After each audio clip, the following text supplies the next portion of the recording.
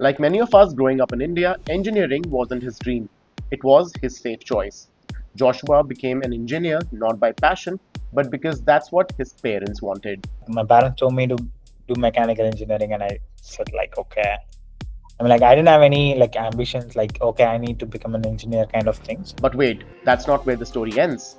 Joshua then spent 3 long years preparing for the civil services exam, only to walk away with a career gap and more questions than answers. After I finished engineering, I did prepare for civil services for 3 years. So I did spend a lot of time, and afterwards it was like a career gap. I drifted away from engineering, so I wanted to get back into engineering. So doing a master's was the most reasonable choice because I did not get any jobs in India because there was a 3-year gap after I finished my bachelor. So this is the story of Joshua Joseph, a mechanical engineer who now builds autonomous robots at Tesla in Austin, Texas. But getting there wasn't easy. After a major detour into civil services, he made a bold pivot back into engineering and eventually earned a master's degree from Northeastern University in the US. Let's hear how he made it happen. my name is Joshua, and I am from Chennai in India. I currently live in Austin, Texas in the US. I did my undergrad, my bachelor's in mechanical engineering from Anna University in Chennai. And then I came to the US after a couple of years. I came to the US and did my master's in mechanical engineering as well from Northeastern University in Boston. And then I found a job at Tesla, and then I'm working at Tesla currently. So that's kind of like my short journey. Engineering, not his first love. UPSC, a roller coaster. But after 3 years, Joshua knew that it was time to shift gears. With no job offers in India, he set his sights on the US and never looked back. After I finished engineering, I did prepare for civil services for 3 years. So I did spend a lot of time, and afterwards it was like a career gap. I drifted away from engineering, so I wanted to get back into engineering.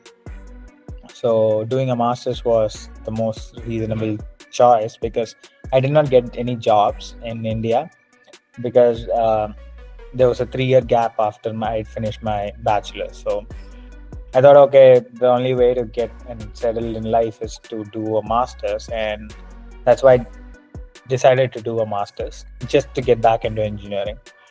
I chose US because US is the most viable option, and compared to all other countries, in terms of universities, in terms of companies to work for, and in terms of language and culture and food and everything. So that's why I chose the US. The clock was ticking. Application deadlines were closing in. With a short list of universities and not much time to plan, Joshua still took the leap. Talk about guts. End of May, I think it was my birthday, I think around the last week of May. So beginning of June, I started applying. I started researching about US and universities in the US. And I just went through online articles, US news and all the rankings. And then I found that, okay, there are like 5 to 10 universities which are really good to find internships. So I just picked those universities, and most of the universities, the deadline was over to apply. So I did not have much options. So I had like around like 5 to maybe like 10 universities max. And then I spent a day taking an English exam, and then I wrote an SOP. At that point, it was peak COVID, and most of the universities waived off GRE. So I didn't have that pressure of writing GRE. So I just wrote an SOP myself in a day. Then I did some English. I think I did Duolingo.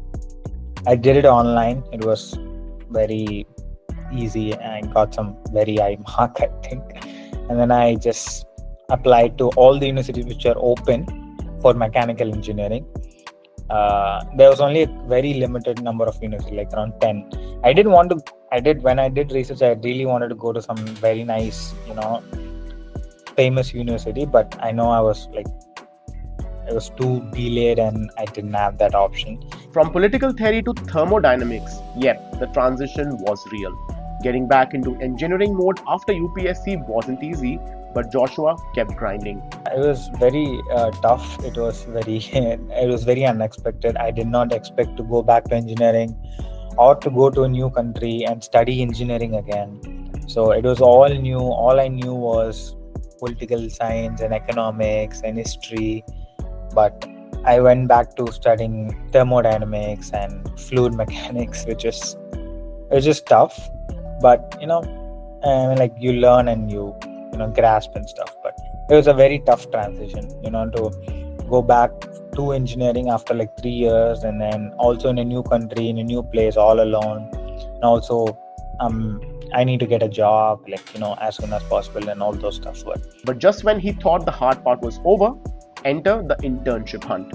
Months passed, nothing clicked, and the pressure was real. And some people find it very hard to get internships. Some people find it very hard to get like full-time jobs. Some people find both easy. Some people find both hard.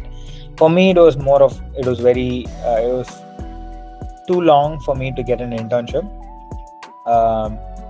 But then I just converted my internship. Like when I got the job, I gave in all my best efforts and hard work, and eventually I got an internship at Tesla, and then I converted that into a full-time job. And eventually his persistence paid off.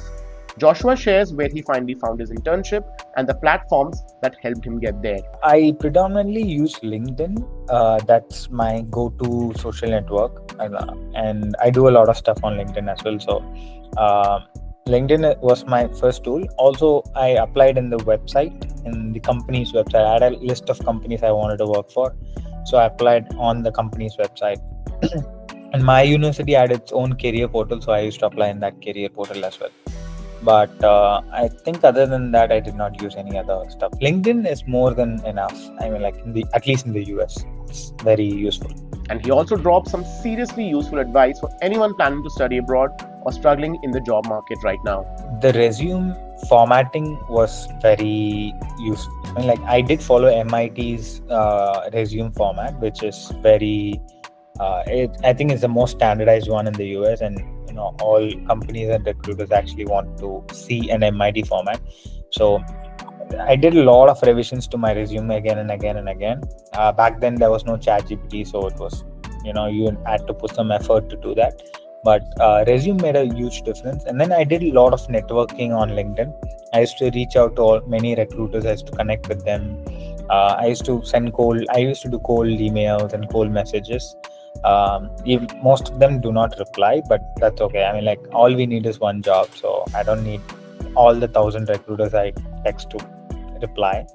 And then I reached out to hiring managers as well, people who are managers and stuff in companies. I used to reach out and ask them, I used to reach out if they were hiring interns. But yeah, I used to do a lot of cold emailing, good resume, and then I also went to some networking events, so maybe that also helped. And now Joshua builds robots at Tesla. Yeah, Tesla. It doesn't get more futuristic than that. He gave us a peek into his role, and trust us, it's mind-blowing. So right now I'm building robots which are autonomous. It is, how can I, in simple terms, maybe you would have seen on the internet a product called iRobot, which slowly moves around the house and sweeps the house. So basically it's an autonomous mobile robot which I'm building. What it does is it moves around the factory on its own inside the factory, and it carries material from one part of the factory to another part of the factory. So we design it, we build it, and we program it in a way that it knows where it's moving inside. It's a very big factory. So Tesla's Texas factory is the biggest factory in the whole world. So these robots will move around the factory and take the parts which are coming from suppliers and inside the factory into wherever it needs to go. So constantly the conveyors are building cars, people are building cars. So these robots will, at the time when the part is empty in that conveyor, these robots will go and deliver the part, basically. We couldn't help but ask what would Joshua say to his younger self, the guy who once dreamt of being a civil servant, now building tech for Tesla. His answer, pure gold. I would just say I've always done stuff which I feel is very important overall, at least for me, the society, the community. That's what I always. I have those kind of ethics in my life. So I think when I wanted to become a civil servant, I wanted to become because I wanted to add some contribution to this society. I think when I came to the US, I was building devices for children with disabilities when I was in grad school. I again felt that was very meaningful to do in life. And then when I joined Tesla, I know it's a company which makes cars, but again, like Tesla is not just any Ford or Hyundai or Honda. It's an electric vehicle which is making the world a better place. Like, it makes it more cleaner, it's more efficient, it's very sustainable. So that's the goal of Tesla. Joshua's story is a reminder that careers aren't straight lines. They're full of curves, U-turns, and unexpected detours.